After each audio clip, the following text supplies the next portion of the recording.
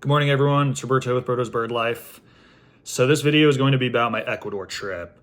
A viewer left a comment in one of my videos that they wished I had included more details about the cost and the guiding experiences and all that good stuff. So I figured I'd make a video about it because if one person can find that stuff useful, I'm sure a lot of you can find it useful in case you want to plan a trip to Ecuador yourself.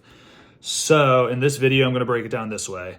I'll be talking about why Ecuador, the lodging, the guides and my experiences with them, the field guide I used and how I studied, the cost of my trip. I'll break down everything from the lodging, the airport ticket, the food, all that stuff, and then what I would do differently going back next time, as well as a few tips that you might find useful. So if this all sounds good to you, please keep watching.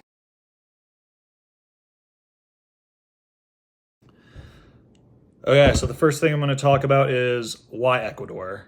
How did I choose to go here over anywhere else? Well, it all got started with this book. This is Birding Without Borders, An Obsession, a Quest, and the Biggest Year in the World by Noah Stryker. This book is about Noah Stryker's big year in 2015. He went all over the world looking for as many bird species as possible, and one of those places he decided to go to was Ecuador due to its sheer huge diversity of birds. There's over 1,600 species of birds you can see in Ecuador. And this has been, so in the birding world, has been a dream destination of mine for a really long time. And I was really touched by the story of his Ecuador experience because he went to Paz de las Aves. So when he went there, I talked about it a little bit in part 2 of my Ecuador experience, but yeah, Noah went to Paz de las Aves, and they talked about the conservation in his book, how it all got started, and I was really touched by that story and knew if I were to go somewhere and pay for lodging and guiding services, this is where I would want to put my money into because I know it's going to a good cause. Also, I turned 30 this year and I really wanted to do something special for my 30th, and I had a little bit of money saved up from a previous job I worked. That's how it all got started. And it was an amazing experience to say the least. So the next thing I'm going to talk about is the lodging, how I found it, and I'll go into some details about it as well. So it started with Paz de las Aves. I had already read about it in Noah Stryker's book, so I knew I wanted to go there. That was non-negotiable for me. And after buying my plane ticket for 7 nights, I decided I wanted to spend 3 nights at Paz de las Aves, and it was about $600 off their site, and it was all inclusive. So it came with lodging, meals, and guiding services. The only thing that wasn't included were the tips.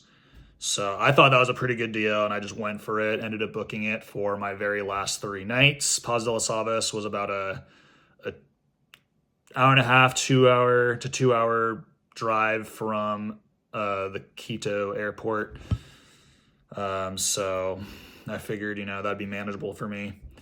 So the first 4 nights, thought maybe I'll try looking in the eastern Andean region, so get a little bit of both slopes in my journey.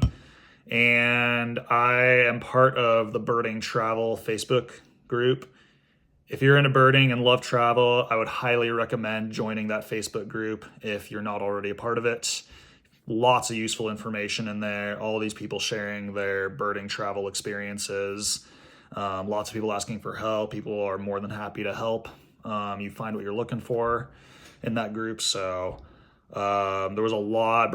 Ecuador is a pretty popular birding destination for international travelers. So I found a comment thread, and this guy was talking about some places he went to Ecuador. So I actually asked him a question about budget-friendly places to bird in Ecuador. And he gave me a few recommendations, and Cabañas Tamiahu was one of them. So, because he had stayed there before and said he had a really good experience, said it was really a good place to access a lot of other sites because it's right next to a bus stop. So I looked into it. I emailed them and inquired about Cabañas Tamiahu, And it ended up being about $40 a night for a regular lodge, $70 a night for a suite. I just did a regular. It was still really nice. And I ended up booking it for 3 nights.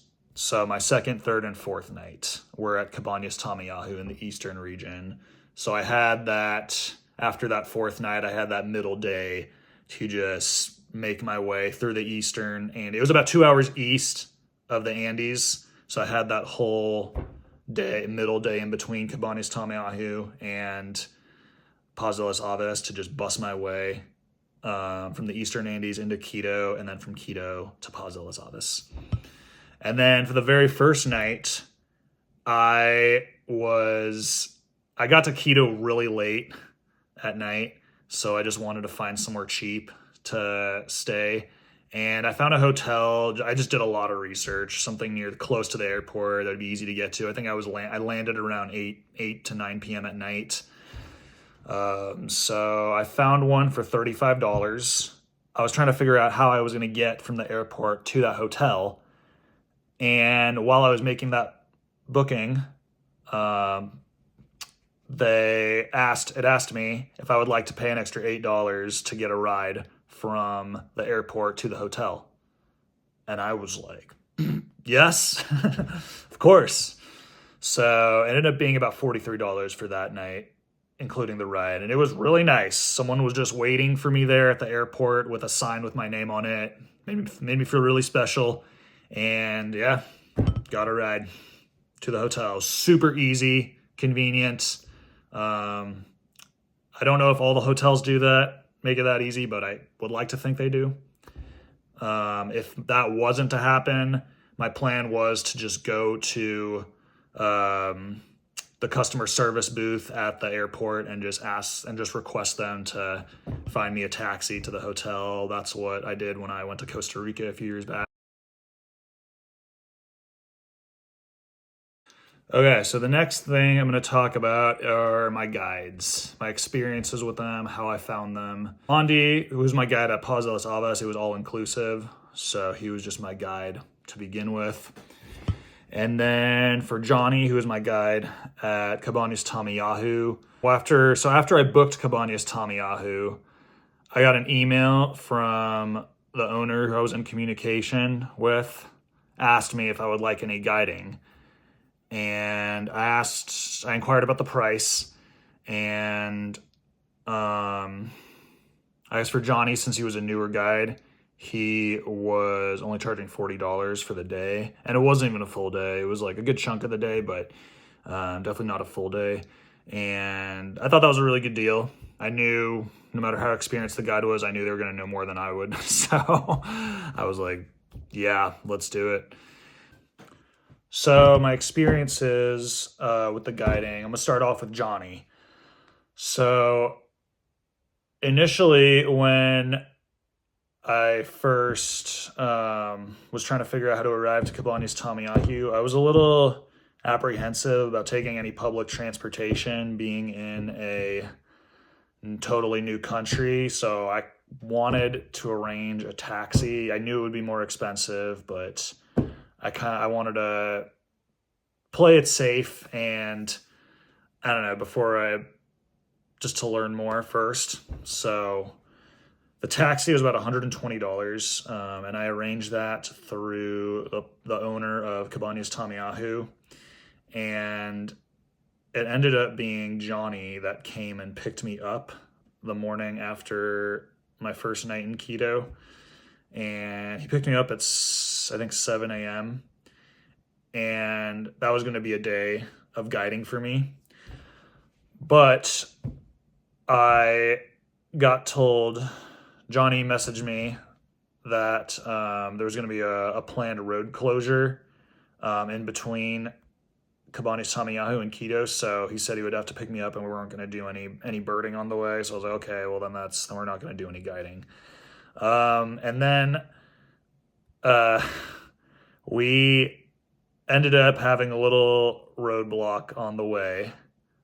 Okay, so we went in, and so he picked me up at 7 a.m., and we're driving through the Andes Mountains, and I wasn't expecting any guiding at this point, but we made a little pit stop at this lake that was in some higher elevation, and we just spent 20 minutes there. I thought Johnny was just doing me a little favor, showing me some birds.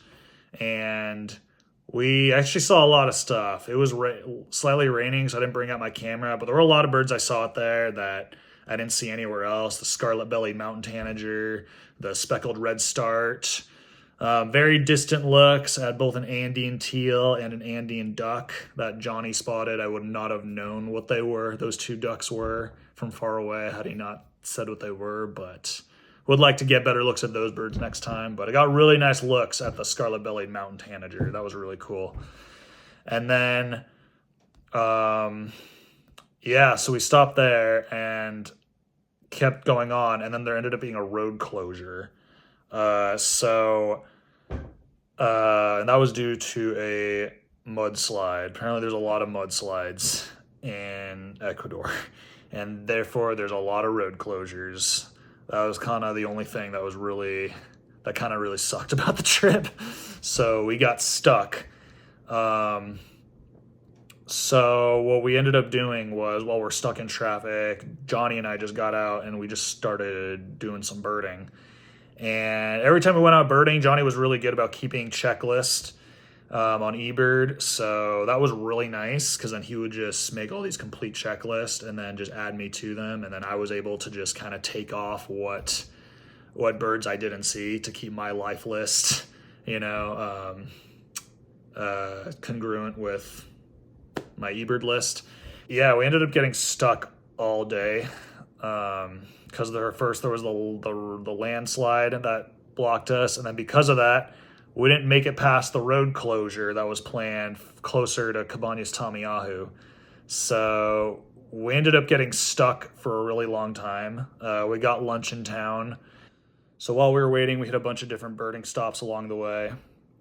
And Johnny was really good. He was IDing all kinds of stuff that I would not have known otherwise. And so it was really useful. It was definitely very useful having him as a guide.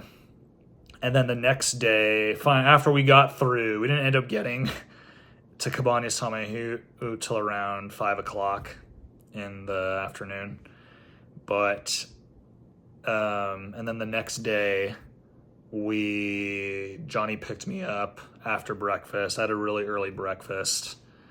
And at Cabañas Tamiahu, it was really nice. They asked me what time I wanted all my meals at. So I just got to tell them, I wanted breakfast at 6 a.m.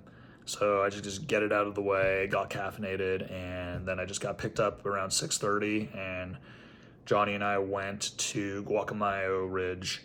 So we spent all morning at Guacamayo Ridge doing some birding there, and then afterwards he took me back to Tamiahu, and I got to have lunch around noon, and then he picked me up again, and that's when we went to the town of Kasanga to check out the Kasanga River, where we saw the ladder-tailed nightjar. And then I was done by maybe 3 to 4 o'clock, and then I had the whole rest of the day to myself. So I just hung out at Cabañas Tamiahu, spent a lot of time at those hummingbird feeders. And then whenever I saw a bird I didn't recognize, I would send a picture to Johnny and he would confirm me. So that was really nice. Okay, so now I'm going to talk about my experience with Andy. With Andy, it was all inclusive, so I just had him the entire time I was birding at Paz de las Aves, pretty much. From when I got there. I got to Paz de las Aves maybe around 3. It was kind of up to Andy's call. He was just taking me to a bunch of different spots via vehicle throughout the refuge. And they had feeders everywhere. It was insane. Hummingbird feeders, fruit feeders, yeah. And the refuge was huge. I think it's about 50 hectares. Andy doesn't really keep eBird lists, so it was kind of up to me to keep all the eBird lists, which was fine. He's definitely saw and ID'd a lot of birds that I was not able to, unfortunately. Yeah, I can't even tell you how many times the metallic green tanager got seen by my guide and by both guides actually, and I just never could find it. Definitely, Andy was definitely very skilled, spotted a lot of things that I wouldn't probably have missed otherwise because I would be spending too much time trying to ID a bird I didn't know, whereas Andy and Johnny both provided rapid identification, so that was really nice.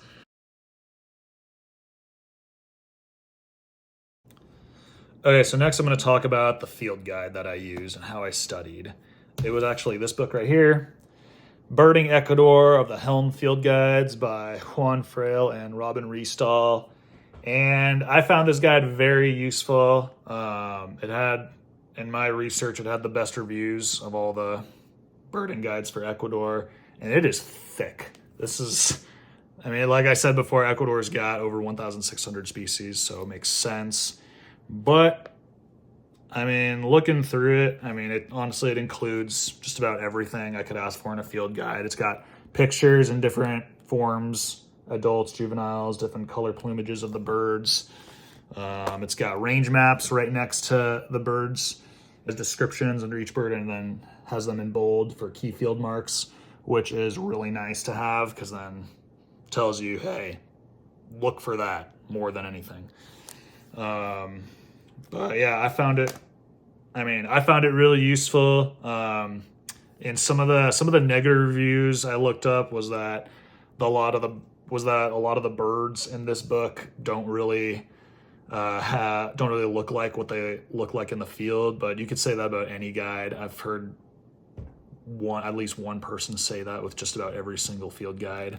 I think the important thing is that they highlight lots of different field marks that are key for the identification of a lot of these birds. And what I like to do is I'll use this book and both eBird to study what birds I might be seeing. So at Paz de las Aves and Cabañas Tamiahu, I used eBird to look up the bar charts, and I just made a list of all the expected species to see, just going through the entire bar charts. And I marked what was most common. Usually I would write like a star next to it to study these birds more than any of the other ones. And I'll also write what's probably going to be seen, but might be a little more uncommon. And then didn't really include anything rare or unexpected, but that still turned up there just because I didn't want to overwhelm myself. But I just really made an effort to study all the common species. And on top of that, I would also look up the bird to make sure to see if it had any name changes. So I would see if eBird and this field guide had the exact same names of birds, and then make a note of it if there was a name change because of splits or lumps over the years. This book was published in 2018, so it's not that outdated, but a little bit. They make changes every year in the taxonomies of a lot of these birds, so it's definitely worth looking into. And then on top of making the list, I just regularly look through the guide itself, because when I make a list of things, I start remembering the names of a lot of the birds, and I would see them in the guide and, pay extra attention to this bird. And I ID'd a lot of birds in Ecuador on my own accord. But like I said, the guiding did help with the rapid identification. I remember I saw a barred Bacard. It was a male. I got a great look at it, but Johnny didn't see the barred Bacard. And I actually couldn't remember. I knew I had seen that bird in my guide, but couldn't remember what it was called. So Johnny was just going through the Merlin app and showing me all the pictures of expected species based on what I described. And we went through like 10, 15 birds before he finally pulls up a male barred Bacard picture. And I was just like, that was it. And he ends up playing a recording of the barred Bacard to see if it responds it, and it responded immediately. And he was impressed. I was impressed. All right, so now I'm going to go over one of the most important things about this trip, and that is the cost. So I'm going to break down everything to approximate numbers. A lot of them I do remember exact numbers. A lot of them I just remember approximate numbers, but it should give you a general idea of how much you could expect to pay in Ecuador. So I'm going to start with the plane ticket. That was the first thing I purchased. My plane ticket was about $550. So that ended up being, and that was with the insurance included in case I had to cancel for any reason. So that was about $550. The next thing I had purchased was Paz de las Aves for 3 nights. So I said it before, but that was about $600 for just myself in one of their lodges. And so that was 3 nights, 4 days. I didn't really have to worry about any of the meals or the guiding services. All I had to pay during that time there were the tips, which was really nice and it was totally worth it. The place I stayed at was really nice. The food was so good. Yeah, I'd do that all over again. And then Cabañas Tamiyahu. So I spent 3 nights there. That was $40 a night for the lodge I stayed at, which is also really nice. And meals were not included though they did serve them there. So I actually ended up paying for meals every single day I was there. Yeah, there was only one lunchtime sesh that I didn't pay for anything because I wanted to just be out and explore. I ended up getting food in Kasanga. But it was at Cabañas Tamiyahu, it was $12 for both lunch and dinner each. So $12 for lunch, $12 for dinner, and then breakfast was $5. So I ended up paying every single morning I was there for breakfast. So it was 3 breakfasts, and then I ended up paying for dinner the night I got there, lunch and dinner the next day, and then the next day I went out to get lunch by myself, and then I paid for dinner that night. So that was about $48 altogether for 3 dinners and a lunch. And then when I got food out, I went and got food in Kasanga. It was like a 30-minute walk from Cabañas Tamiyahu to the town of Kasanga. So I ended up just walking out there to explore and got lunch. Lunch was a lot cheaper in town than it was at Cabañas Tamiyahu. I can't remember how much exactly the lunch was I got in Kasanga, but it was like really good full course meal with soup and then chicken and veggies, potatoes. It was really good. And I remember I thought the lady said it was $10, and then when I handed her a $10 bill, but she ended up giving me most of that money back. So I think I heard wrong. My Spanish is not very good, but I am learning. But I think that meal may have been around $2, $3, or $4, so a lot cheaper than the lunch I was paying at Cabañas Tamiyahu. That's something I would keep in mind for next time. Food's probably going to be cheaper in town. So the taxi for the first day, I will not do this again next time, but it was $120 for Johnny to pick me up in Quito and then bring me all the way to Cabañas Tamiyahu. So that was that was kind of expensive. But like I said, I wanted to do that just for my first time in Ecuador, just to familiarize myself with it, be able to talk to some locals who knew the area and could tell me some things about the public transportation. So it was a safe bet. And the bus, I'd ended up taking buses for most of the rest of my days here in Ecuador. So much cheaper. It was $2 from Cabañas Tamiyahu. They had a bus stop right there, super easy to access. So I took the bus all the way from Cabañas Tamiyahu. It was about 2 hours through the mountains, no mudslides that time. And then I got to Quito. I wasn't totally sure where I was supposed to get off, but then I was in touch with someone at Paz de las Aves, and they told me the bus stop I had to catch. I was kind of relying on Google Maps, and I was just looking at my location to know where I was. And then once I realized I was trying to just get off in Quito as close to that bus stop I was. Quito is huge, by the way. Massive city, very sprawling urban landscape. And once I realized that the bus I was on was taking me further away from the bus stop that I got told to catch to get to Paz de las Aves, I just got off immediately. And then I looked up how to get there on Google Maps. I think I ended up just taking an Uber, but it was safe. I saw mixed reviews about taking Uber in Ecuador, but I also read more reviews about don't take random taxis from strangers because they overcharge foreigners. So I felt Uber was a safer bet, and I took it, and it was fine. No issues. It was easy. Besides the language barrier, because I'm not fluent in Spanish, but I managed it. And yeah, I took an Uber to this bus stop I was supposed to catch to go to Paz de las Aves, and I ended up being able to buy a bus ticket there. I think that one was maybe $3 or $4, and then I took the bus from Quito all the way to Paz de las Aves not straight to Paz de las Aves, but to the town of Nanagalito.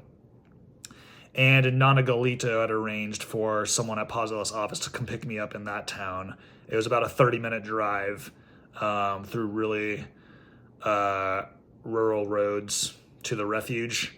And that was $20 for that ride. So I had to do that when they picked me up in Nanagalito, and then $20 to take me back from Paz de las Aves to Nanagalito to catch a bus. So that was $40 for that pickup. And then let's see, for the guiding, I guess for Andy, it was all inclusive besides the tip. Johnny, I had to arrange the guiding for him. I said 2 days, but then I thought one day was canceled, but we ended up, because of the road closures, but we ended up birding a lot, did a lot of birding that day anyway. So I ended up just paying him $80 for 2 days of guiding. And then on top of that, I also tipped for the meals. Generally, they had little tip boxes. You just put a few bucks here, a few bucks there for the day. Or I didn't buy that. I pretty much ran out of cash by the end of Paz de las Aves. So I actually Andy took me to an ATM so I could withdraw money to tip them. I made that very clear, and he was really cool about it. So I was able to just tip everything at the end because I ran out of cash. You always tend to spend a little more than you expect sometimes, but fortunately not drastically much. And then, let's see, other meals, there was, airport food. I bought some food at the airport. I remember buying a sandwich and then a few snacks. So maybe about between $10 and $15. I bought a couple souvenirs. Bought a little package of tea for my mom. It was maybe about $20 to $25 at the airport worth of souvenirs. And I bought the field guide, this Ecuador guide. So that was about $35 to $40 online. Of course, if you already have it, then that's not really going to be an expense for you. But I took a bus from Nanagalito to Quito for $2. And then the bus stop I got off at in Quito, I ended up taking an Uber from there to the airport. But in total, the trip ended up costing me between $1,700 to $1,800. So 7 nights. I don't think that was terrible. Totally worth it. I'd do it all over again.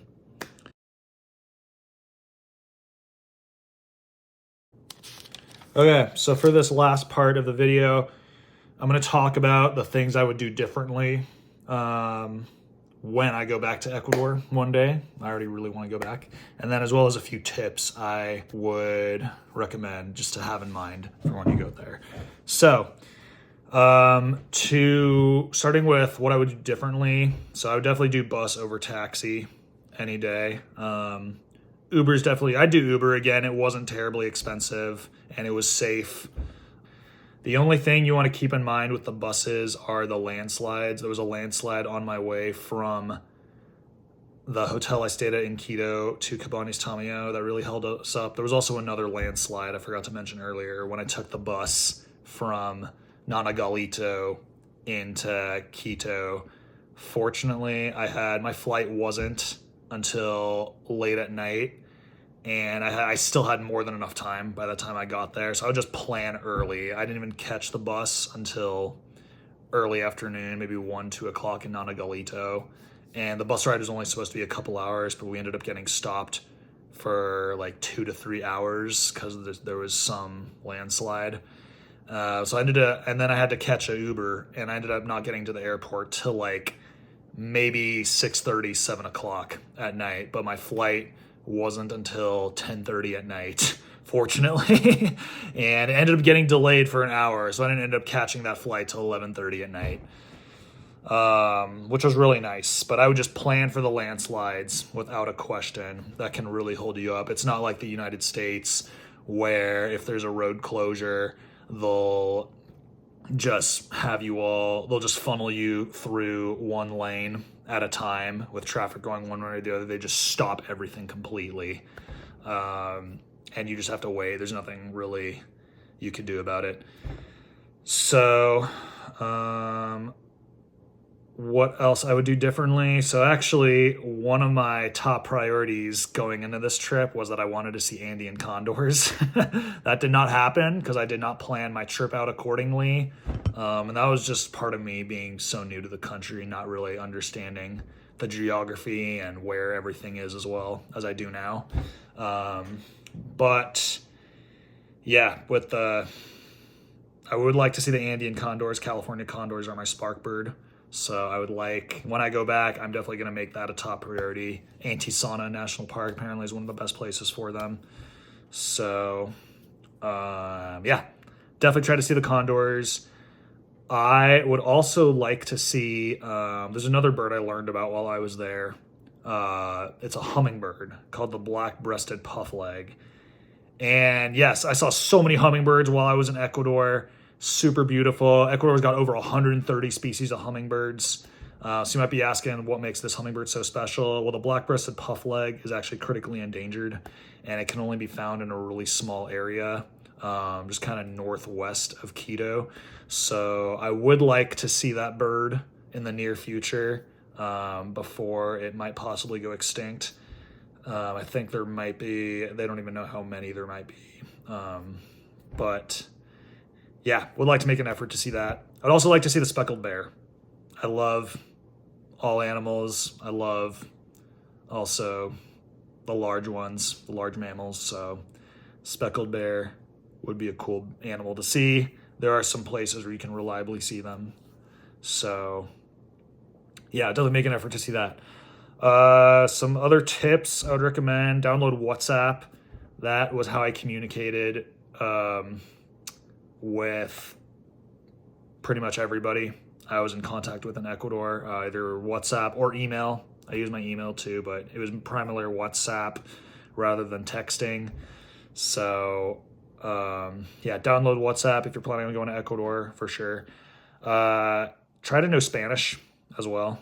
I am far from fluent in Spanish, but I study up a lot. I took 3 years of Spanish in high school, and you might say, oh, well, everyone does that, but it helps. It helped me understand the structure of the language, and I use Duolingo to study. I also have a tiny little Spanish-English dictionary for basic phrases that I would use.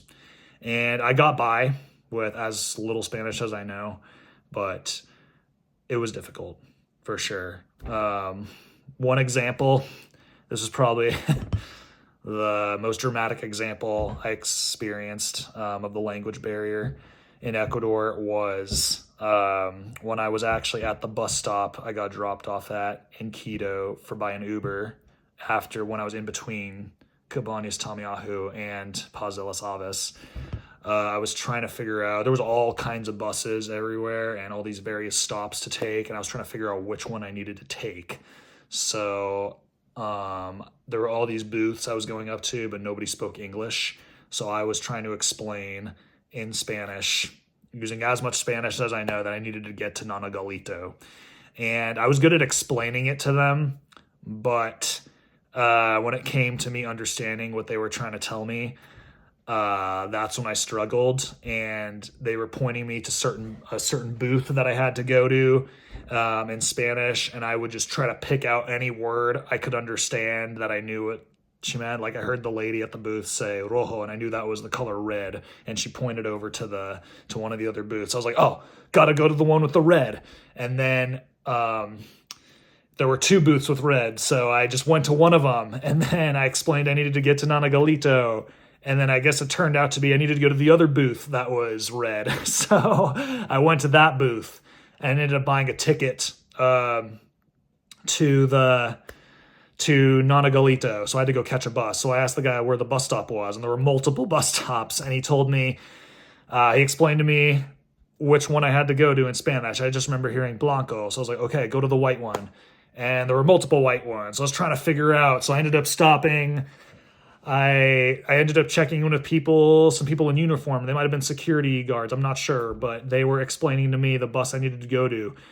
And then it turns out I walked up to one bus and I showed them the ticket, and then it ended up being the wrong bus. And then the security guards yelling at me, I hear him calling out for me, pointing out to the bus that I need to take, and I see a bus starting to leave. And I'm like, oh my God, the security guard actually stops the bus for me. And I ended up going up to the bus driver, showing him my ticket, and he says, yeah, get on. And so I barely made my bus, almost missed it. Such a close call. I don't know how long I would have been delayed going to Paz de las Aves had I not got that bus, but I was just so grateful that guy was able to help me. And yeah, got me on that bus as fast as he could. It was definitely difficult. Had I been fluent in Spanish, that definitely would have made everything so much easier, and would have been able to get that bus ticket faster and catch that bus so much faster, and would have been able to avoid almost missing it. So brush up on your Spanish in Ecuador. It goes a long way. Oh yeah, one thing I totally forgot to mention, and this is very important when you're in the rural areas of Ecuador, is in order to get the bus to stop from you, you basically have to salute the bus down.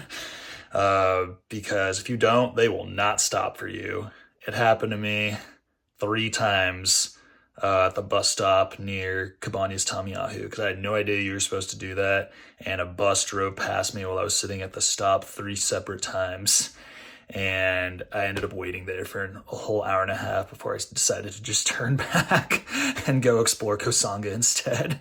So make sure you do that. Doesn't really happen so much in the city because all the buses just stop at every stop they see. There's tons of people.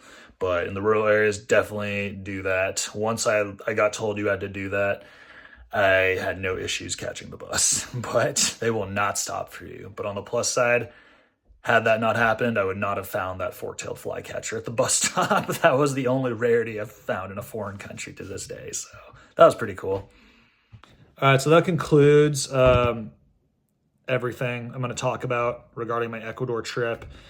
If you found this information useful, please give me a like and subscribe to my channel. And if you have any other questions about my trip, maybe something I didn't cover that you would like to know, why don't you leave a comment below, and I will get back to you as soon as I can.